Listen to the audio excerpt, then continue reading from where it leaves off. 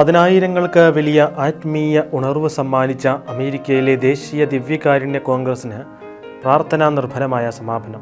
ഇൻഡ്യാനാപോളിസിലെ Lucas oil സ്റ്റേഡിയത്തിൽ July 17 മുതൽ നടന്നുവരികയായിരുന്ന ദേശീയ ദിവ്യകാരുണ്യ കോൺഗ്രസ് ഫ്രാൻസിസ് പാപ്പായുടെ പ്രത്യേക ദൂതനായി എത്തിയ കർദിനാൾ ലൂയിസ് ആന്റോണിയോ ടാഗ്ലെയുടെ കാർമ്മികത്വത്തിൽ നടന്ന വിശുദ്ധ കുർബാന അർപ്പണത്തോടെയാണ് സമാപിച്ചത്. 60,000 വിശ്വാസികളും 1,600-ലധികം വൈദികരും സെമിനാരി വിദ്യാർത്ഥികളും ബിഷപ്പുമാരും കർദിനാൾമാരും 1,236 സന്യാസിനികളും തിരുക്കർമ്മങ്ങളിൽ ഭാഗവാക്കായി. NFL ഫുട്ബോൾ സ്റ്റേഡിയത്തിൽ 10,000-കണക്കിന് ആളുകളുടെ സാന്നിധ്യത്തിലായിരുന്നു ബലിയർപ്പണം.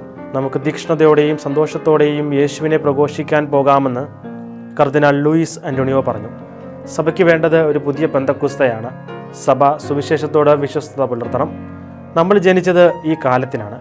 ദൈവത്തിൻ്റെ വചനവും ദൈവത്തിൻ്റെ സത്യവും അടിയന്തരമായി കേൾക്കേണ്ട ഒരു ലോകത്തേക്ക് തിടുക്കത്തിൽ പോകേണ്ട സമയമാണിതെന്നും കർദിനാൾ ലൂയിസ് കൂട്ടിച്ചേർത്തു.